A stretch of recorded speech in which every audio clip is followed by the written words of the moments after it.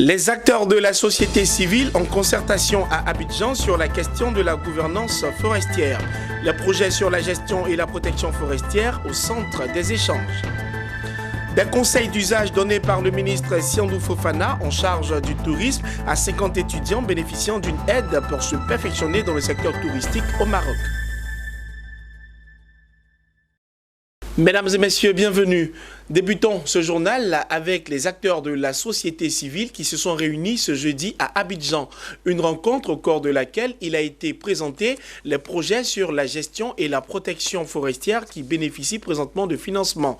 Ces acteurs ont également fait le bilan des activités et présenté les perspectives pour la sauvegarde du couvert forestier en Côte d'Ivoire. Des précisions avec Mondésir Nascimento Djifini et Lyon Gilbert. C'est une rencontre qui a rassemblé le ministère des Eaux et Forêts, les organisations de la société civile, les communautés villageoises et les partenaires au développement. Au centre des échanges, plusieurs préoccupations. Il s'agit de présenter le programme FAO-UE Flex, informer les parties prenantes sur ce programme, recueillir les avis et observations afin de faciliter son appropriation et l'implication des acteurs. Les organisations de la société civile parlent au nom des communautés à la base. Et donc, il va s'agir de faire des consultations pour recueillir les avis et les préoccupations des communautés et les mettre justement sur la table des négociations dans le grand débat national sur la gouvernance forestière. Il est question de plus en plus dans la gestion forestière d'impliquer tous les acteurs. Pendant longtemps, la gestion forestière en Côte d'Ivoire a été assurée par l'administration forestière, à travers l'exploitation forestière, à travers un certain nombre de reboisements. Aujourd'hui, avec le Code forestier de 2019, l'observation indépendante qui implique la société civile est inscrite en lettres d'or. Les résultats et l'évaluation de l'application de la réglementation forestière dans un échantillon de 5 périmètres d'exploitation forestière ont également alimenté les débats. Un regard rétrospectif a été jeté sur les actions antérieures en vue de tirer les leçons et se projeter dans l'avenir. Dans la suite du projet, il s'agira de renforcer les capacités des organisations de la société civile à travers des formations et ensuite aussi de pouvoir mener des missions de terrain, et c'est la plus importante partie aussi du projet, parce que l'idée c'est de pouvoir voir comment l'exploitation forestière se fait sur le terrain, est-ce que la loi est bien appliquée, afin de pouvoir formuler des recommandations à partir de nos constats pour pouvoir améliorer l'application de la réglementation. La Côte d'Ivoire a connu ces dernières années, faut-il le souligner, un fort recul de son couvert forestier. Ce couvert est passé de 16 millions d'hectares à 3,5 millions d'hectares en 2015. Toute chose qui explique l'implication de l'État et les composantes de la société civile à prendre des mesures pour non seulement protéger les forêts, mais aussi les restaurer. Ce jeudi 17 octobre, une convention a été signée entre la Fondation pour les parcs et réserves de Côte d'Ivoire et l'Office ivoirien des parcs et réserves. Le but étant de mettre en place un guichet de dotation pour le parc national du Banco. Le reportage est de Diakité Laye Junior et Dombia Ayouba. La Fondation pour les parcs et réserves de Côte d'Ivoire et l'Office ivoirien des parcs et réserves ont signé ce matin une convention de financement pour la mise en place du guichet de dotation pour le parc national du Banco. Cette convention a pour objectif de définir les principes, conditions et modalités de mise en disposition du fonds de dotation du parc national du Banco. Ce guichet, qui sera doté d'un montant initial de $300 000 US, constitue une opportunité pour le financement pérenne du parc national du Banco. En effet, nous devons à partir de maintenant penser à la pérennisation du financement de toute activité de conservation au sein du parc national du Banco. Pour cela, nous devons adopter le réflexe suivant. Pour tout financement de projet au parc national du Banco, il faut réserver une part du financement au fonds de dotation de ce parc. Nous avons pour le parc national d'Azani, Mont-Sangbé, de Taille de la Comoué, des guichets qui fonctionnent depuis 2014. Et pour ces différents parcs, nous avons déjà pu mettre à disposition un peu plus de 4 milliards de francs CFA pour le fonctionnement de ces parcs-là. Aujourd'hui, c'est au tour donc du parc national du Banco de bénéficier d'un guichet avec un financement initial de $300 000 US. Rappelons que de 2014 à 2019, la Fondation pour les parcs et réserves de Côte d'Ivoire a octroyé à l'Office des parcs et réserves des subventions non remboursables d'un montant total de 4,67 milliards de francs CFA pour la gestion des 4 autres parcs nationaux. C'est un fonds qui va être placé et ce sont les intérêts qui seront générés par ce fonds-là qui vont être mis à la disposition du parc national du Banco.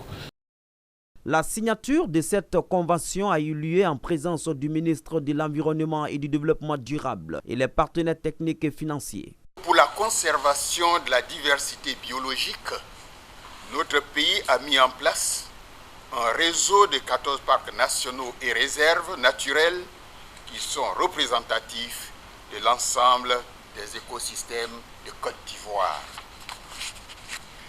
Ces derniers constituent aujourd'hui les principaux sanctuaires naturels des espèces fauniques et floristiques de notre diversité biologique. La somme de 300 000 $, soit 120 millions de francs CFA, obtenue dans le cadre de la mise en œuvre du programme de gestion intégrée des aires protégées de Côte d'Ivoire, financé par le Fonds pour l'environnement mondial et administré par ONU Environnement. Il est bon de rappeler que les parcs nationaux réserves qui bénéficient du financement de la Fondation représentent 86,52% de la superficie totale des réseaux des parcs nationaux et réserves de Côte d'Ivoire. La MAIDT, la mutuelle des agents de la Société ivoirienne de télédiffusion, a procédé ce jeudi à son investiture, occasion donnée à son président Thomas Guessambi de dresser son plan d'action. Celui-ci s'articule autour de meilleures conditions de vie et de travail des membres de cette mutuelle. Le reportage est de Hervé Blagnon et Richard Akeke.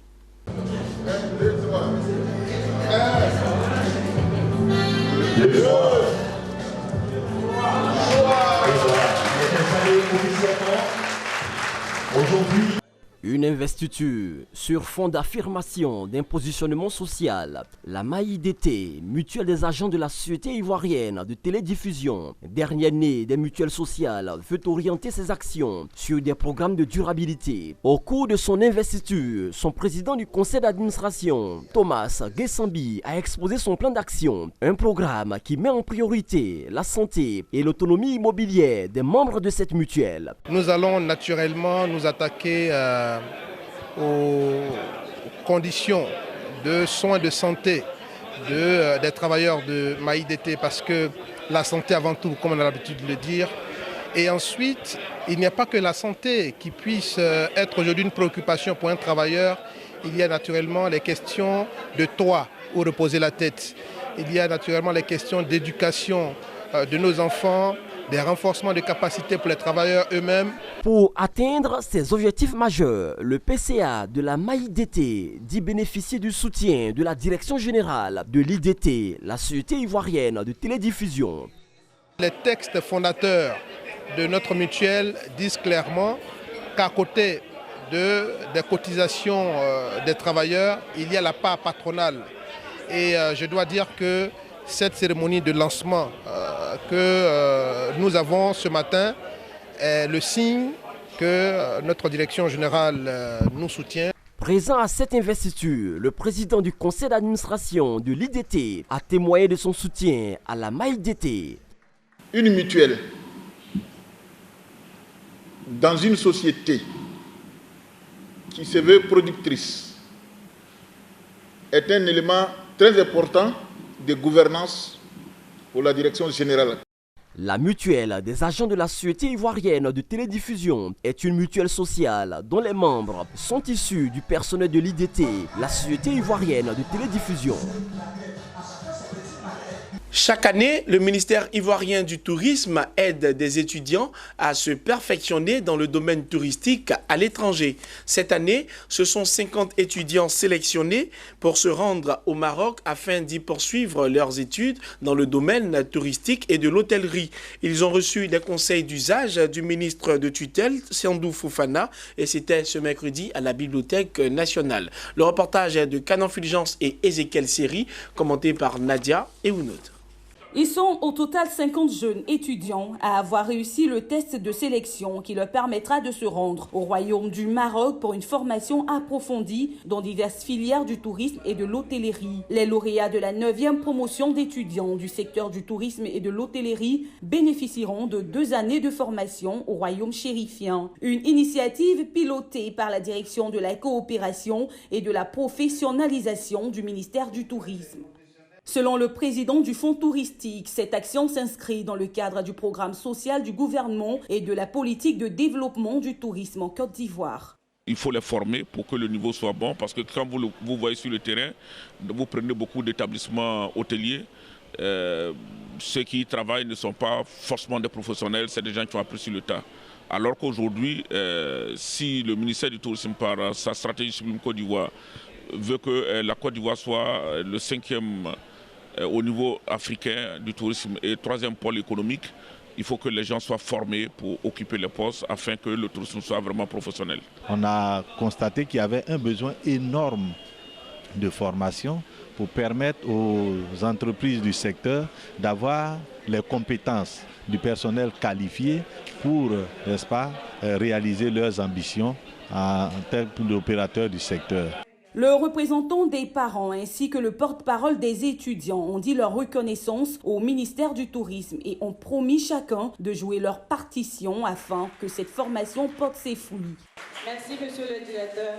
Le fonds touristique a été mis en place en 2011 par la direction de la coopération et de la professionnalisation du ministère du Tourisme. Il est aujourd'hui à sa 9e promotion d'étudiants bénéficiaires. Les 50 étudiants de l'édition 2019 viennent s'ajouter aux 242 déjà formés au Royaume du Maroc. Rendons-nous à Azagué, dans la région de l'Agnébi-Tiassa, où 150 migrants ivoiriens sont soutenus par le groupe école des IAE. Dans le cadre de leur réintégration, ces migrants sont formés grâce au projet OIM. On en sait plus dans ce reportage de Diakité Lai Junior et Ezekiel Siri.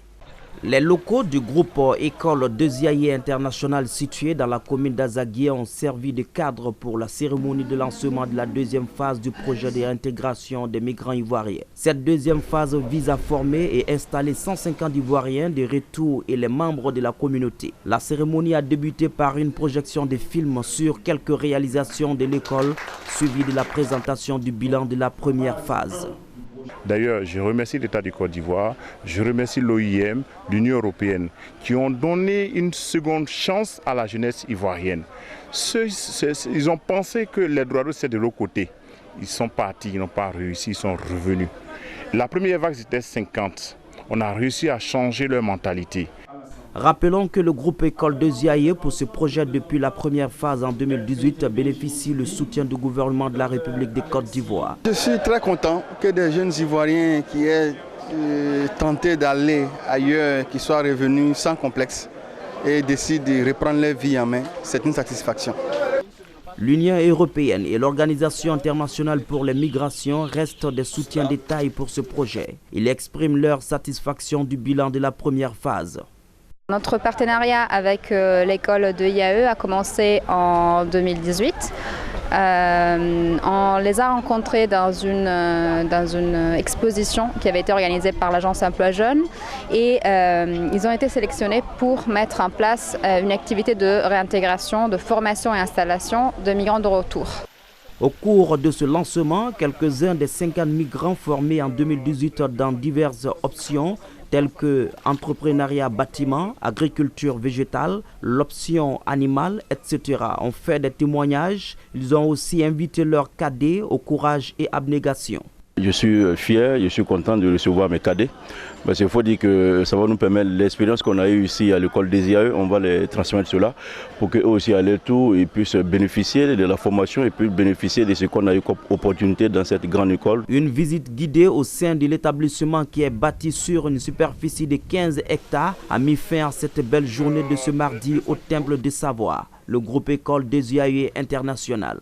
Après Azagué, posons nos valises à Meyagui où dans la boucle du cacao, les dirigeants de l'Association nationale des coopératives agricoles de Côte d'Ivoire, Anakassi, ont organisé une tournée de sensibilisation et de formation. Ils se sont entretenus avec les responsables locaux des sociétés coopératives agricoles afin de s'imprégner de leurs difficultés. Cette tournée s'inscrit dans le cadre du projet de recensement des producteurs de cacao et de leurs vergers lancé par le gouvernement ivoirien à travers le conseil Café Cacao. À chaque étape de leur tournée, les dirigeants de l'Anakassi ont recueilli l'adhésion des producteurs de café cacao à l'opération de recensement. Abel Kouao et Nadia Eounoud.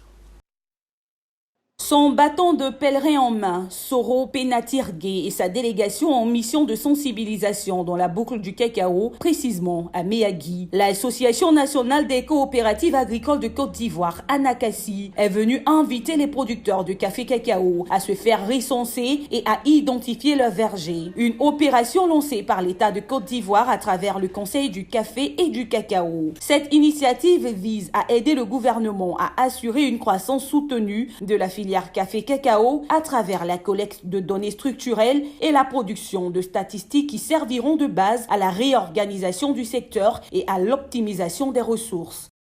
Comme quoi, effectivement, le recensement, c'est quelque chose qui est dans leur intérêt et que c'est ça qu'il faut pour que les producteurs de café-cacao sortent de leur précarité. Vous voyez, on ne peut pas produire du cacao et être producteur mondial du cacao et sans avoir une maîtrise exacte des superficies, mais aussi avoir le nombre exact des producteurs de café cacao. Et cette opération que l'État a lancée à travers le Conseil du café cacao, que nous saluons, est vraiment la bienvenue pour permettre à nos braves paysans qui pratiquent vraiment cette cacaoculture dans les conditions les plus difficiles. On a pratiqué des voies, on a vu que vraiment l'état des pistes est désagréable. Les communautés vivent dans des extrêmes situations. Et donc pour nous, l'espoir est qu'on puisse arriver au bout de cette opération pour que les producteurs soient véritablement identifiés et bien connus avec des cadres professionnels et des superficies bien maîtrisées.